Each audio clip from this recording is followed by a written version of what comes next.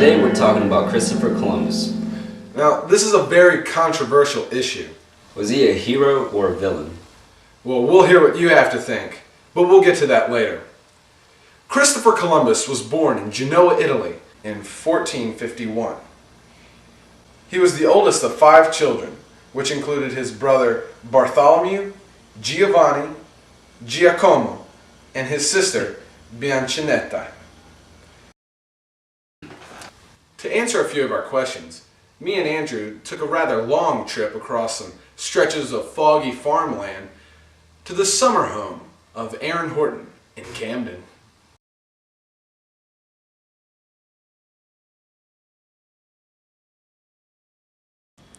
Great to have you. Thanks. Now, Aaron, would you consider Christopher Columbus a hero or a villain? I would say that he was a hero. Interesting. Why? Well, I'll tell you. Because he did succeed in finding new lands for Spain, although that wasn't his stated purpose. But he did find a wealth of gold in the new lands and new land itself for Spain. After leaving Camden, we went through the urban streets of Lynchburg, Virginia, to the home of Chris Simo, self-proclaimed historian. Do you think Christopher Columbus was a hero or a villain? Hero or a villain? I don't think he was either. I think he was just an explorer, to tell you the truth. He did what he did, and there are consequences to every action. So, that's what happened. He explored America, and there were diseases carried over. You can't do anything about that. To get a better understanding of things, me and Andrew went to the campus of Central Virginia Community College to ask students and faculty what they thought of Christopher Columbus. Hey, we're on the campus of Central Virginia Community College.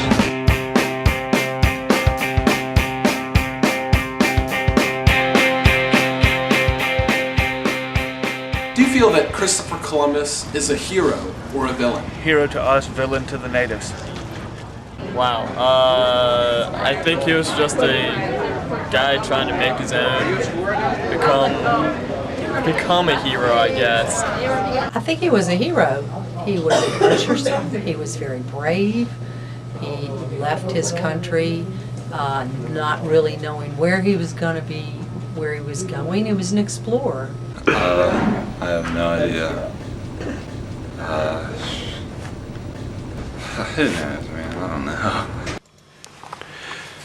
What do you feel is the greatest impact that Christopher Columbus had on, let's say, Europe?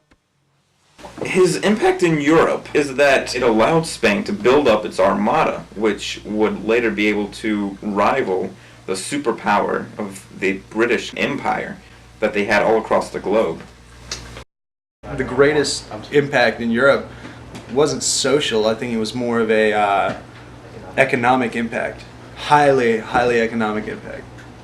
Do you think that Christopher Columbus, without Christopher Columbus, things would have ended up the way they did, or do you think it would have happened eventually? It would have happened with anyone that, came onto this land. I mean, you can't control the spread of disease when you have no idea what's causing it.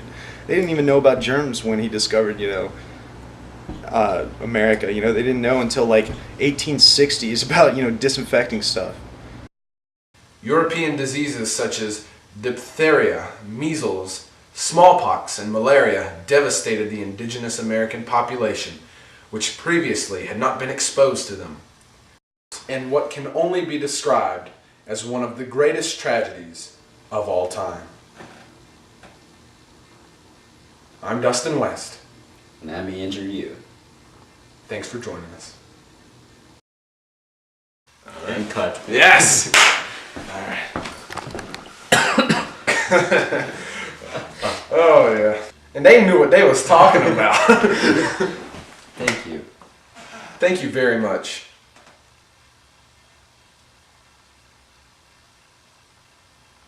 Let me play. Huh? Come on, let me play. And we're rolling. You're horrible. You don't Please state your name and Roll 9, so maybe higher Name. roll 9. cut. Do you think that Christopher Columbus was a hero or a villain? Sorry.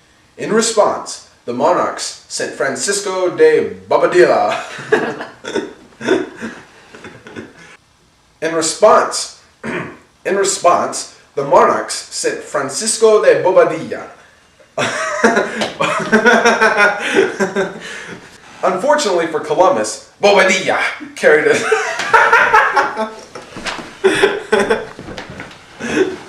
Cacao. Now, Andrew, this is a very controversial issue. Was he a villain or a hero?